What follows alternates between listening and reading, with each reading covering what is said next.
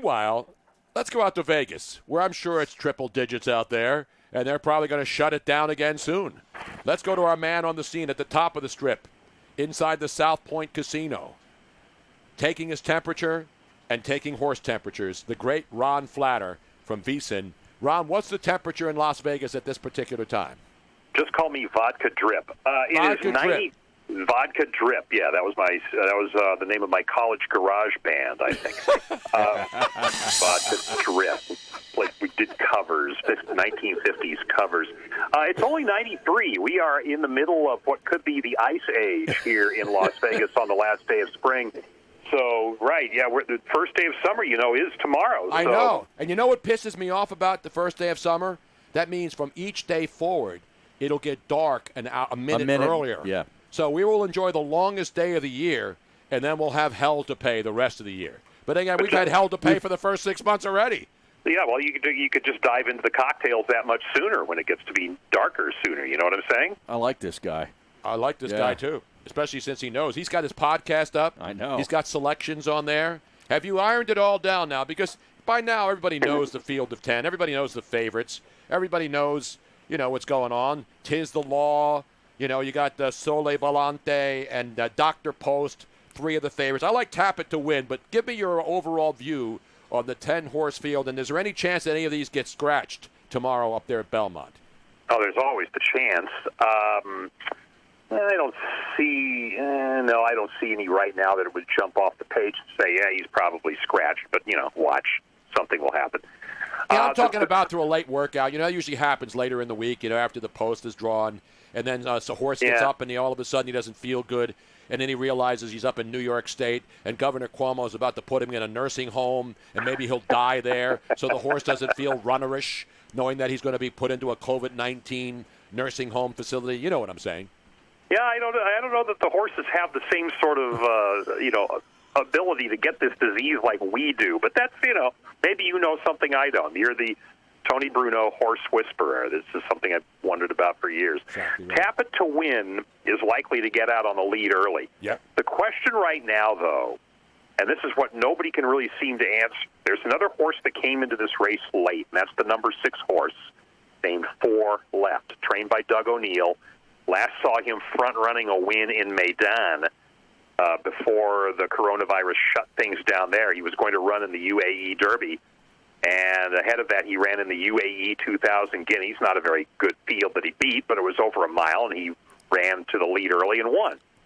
So if he goes out to the lead early and challenges Tapit to win early, then you could get a speed duel that could burn out, and that could set up a closer like Sole Volante. Yeah, I saw the Sole Volante at the Gulfstream June 10th. I mean, you talk about a horse looking like it was shot out of a rocket down the stretch, man. It was incredible. Yeah, he was, and that was no small race. It's one of these races you're going to see in the form where it looks like it was like, it's just an allowance race. Well, a lot of horses just needed races, and so you had Ete Indienne and Chivalry in that race. That was a good race. That could have been a Grade 3 race any other day. So anyway, so that was the case there. But that was only last week. So that's one of the things you're looking at against Sole Volante. Is he really going to be able to come back after only 10 days off?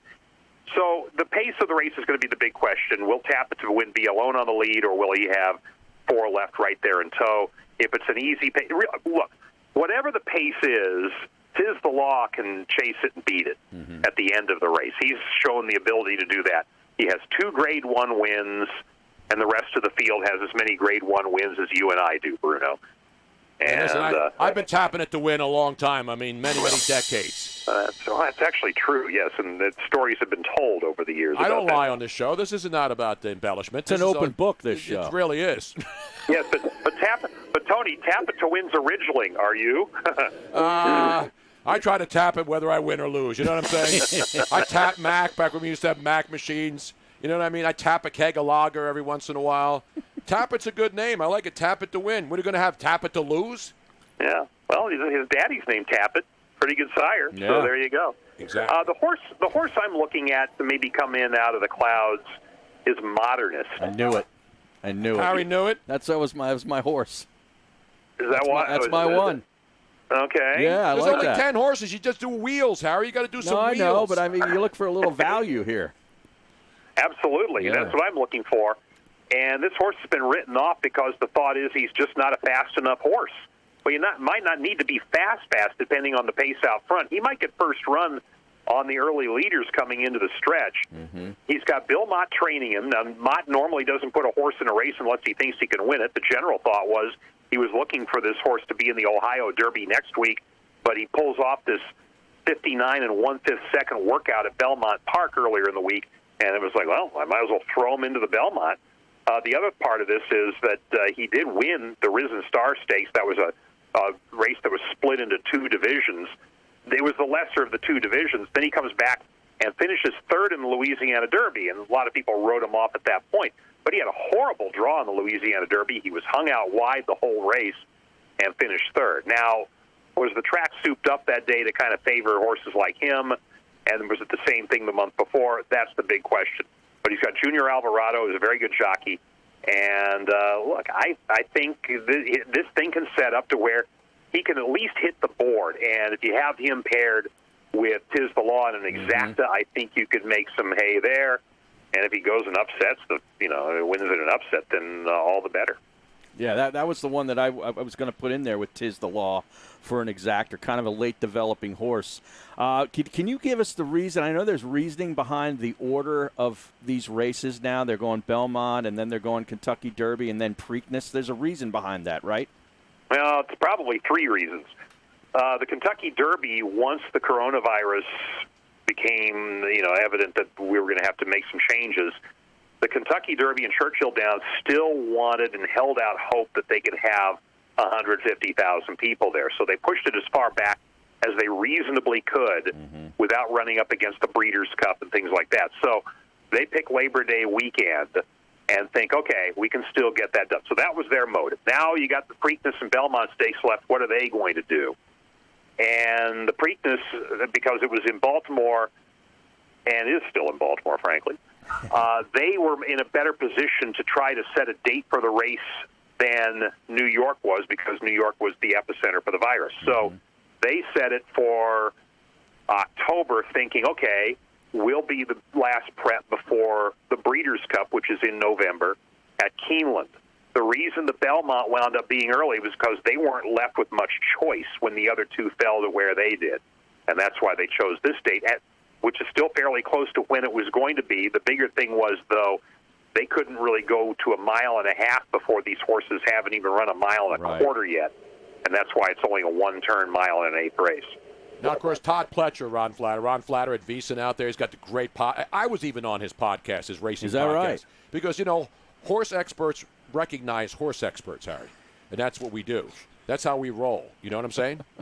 Harry, we still get requests for, copies of that. People send 25 cents in coin and want copies of transcripts of Tony's appearance on the podcast. It was that popular. That Merkel Press, I believe, is still Merkel the address. Press, the Merkel Press. I think I saw that in the VEASAN newsletter, too. It was in there. Speaking of VEASAN, of course, the great Brent Musburger still hunkered down in Montana somewhere.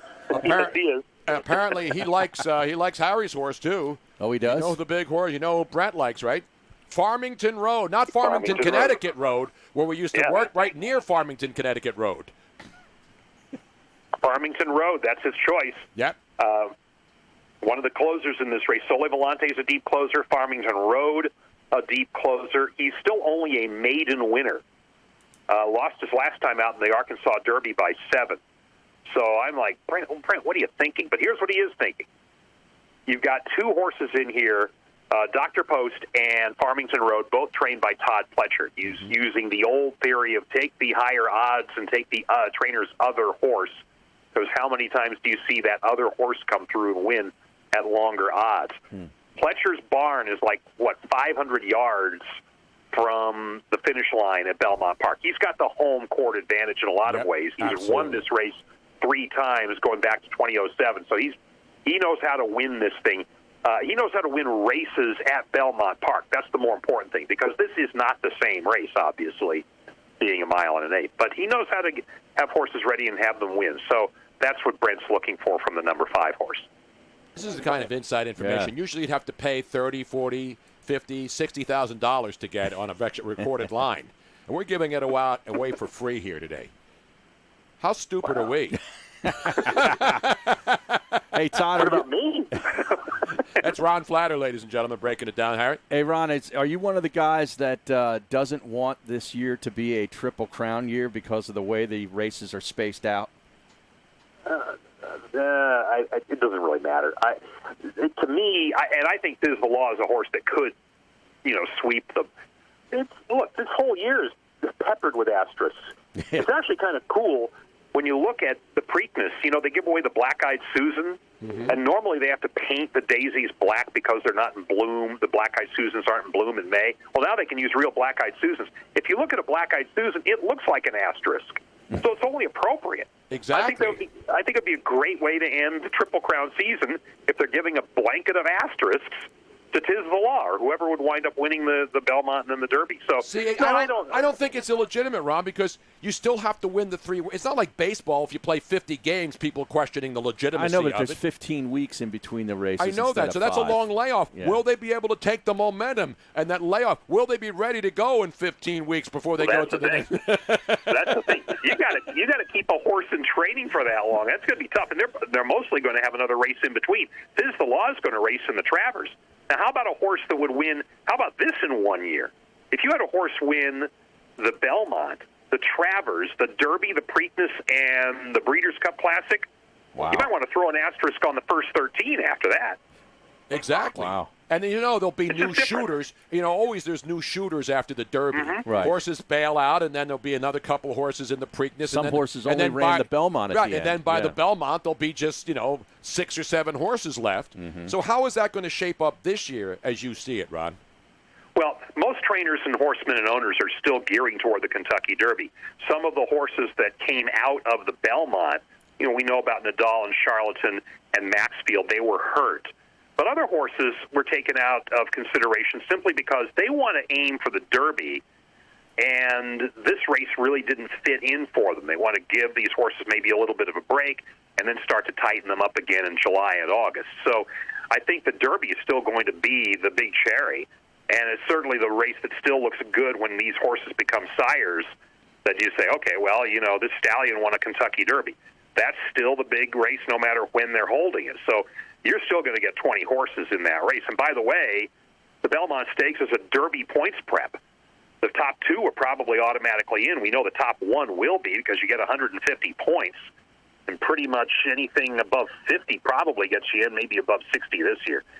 So that's the thing you look at. The Belmont is a prep for the Derby, so that tells you right there. The Preakness is the one that could end up just, picking up the scraps, because if you have 2 different winners of the first 2, and the Preakness is going up against college football in October, I don't know that we're going to be paying much attention to it.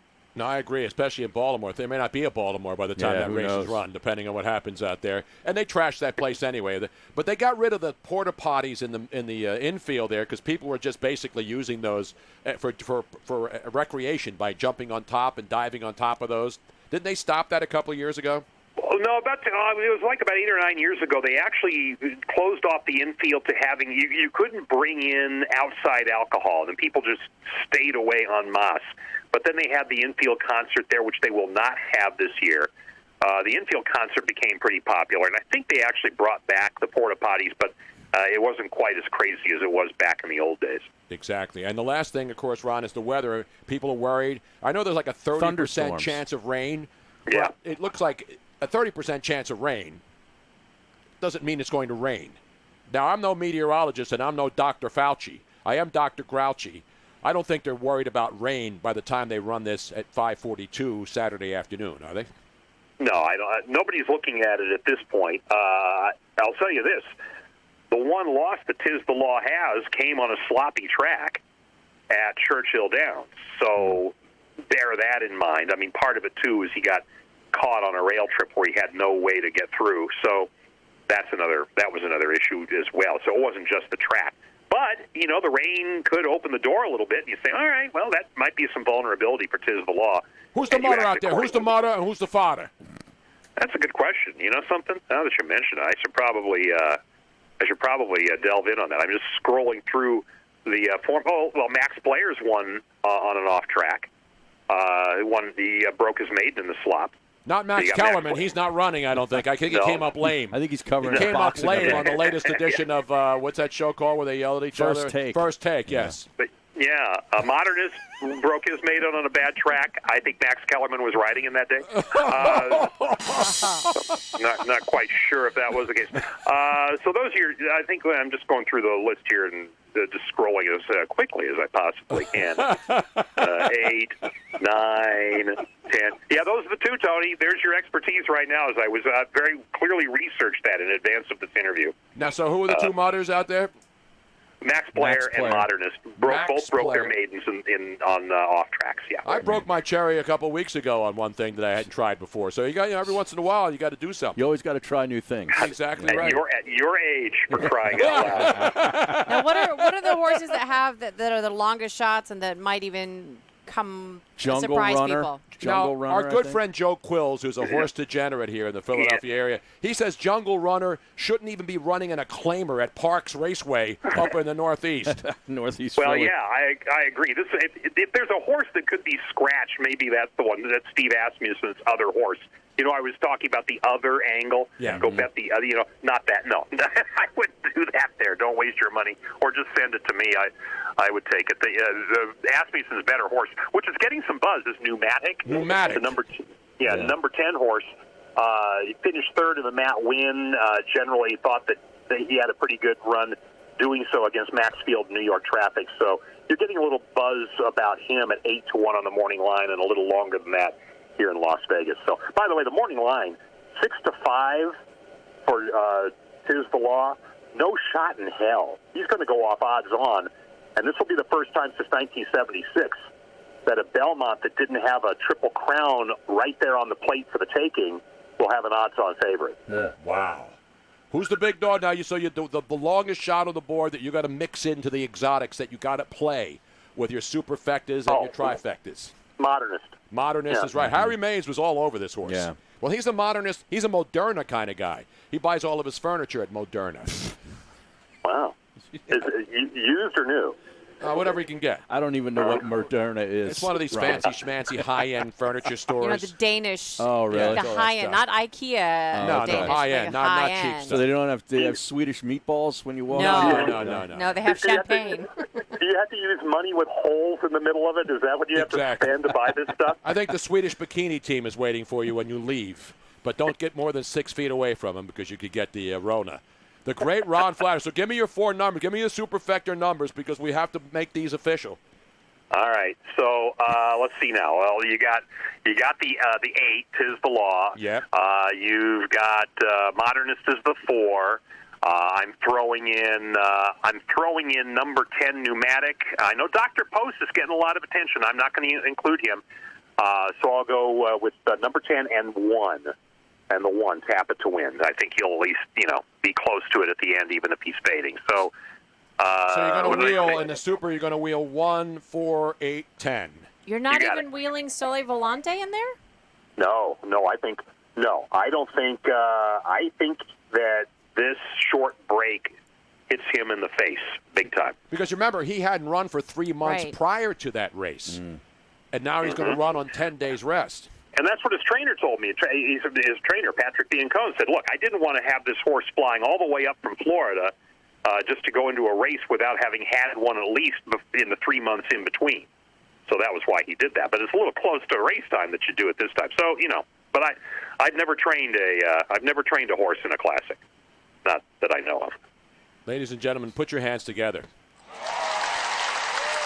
I got Jungle Fever later on, not in the race. I don't like Jungle Runner, but I do love Jungle Fever because I get it every once in a while. And who doesn't? That's great info from Ron. Who doesn't?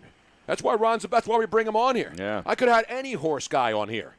I had people pimping horse people to me. I said, why do I need that guy or that guy? I got Ron Flatter.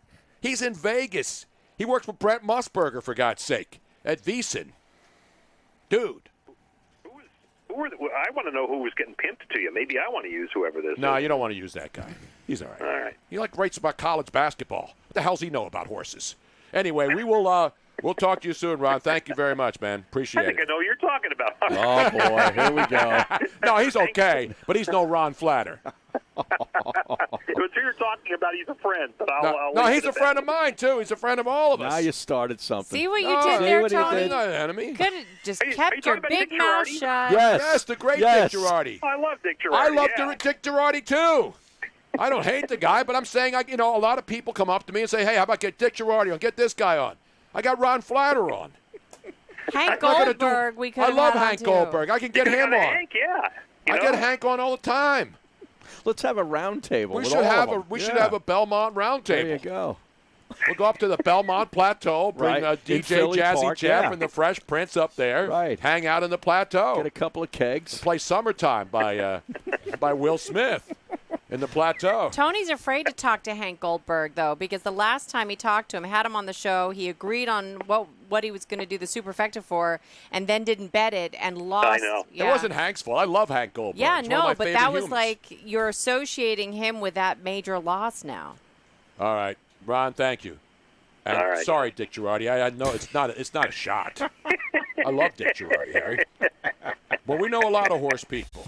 We don't horse around on this show. Thank you. That was good. Good stuff, Ron. Good to talk to you.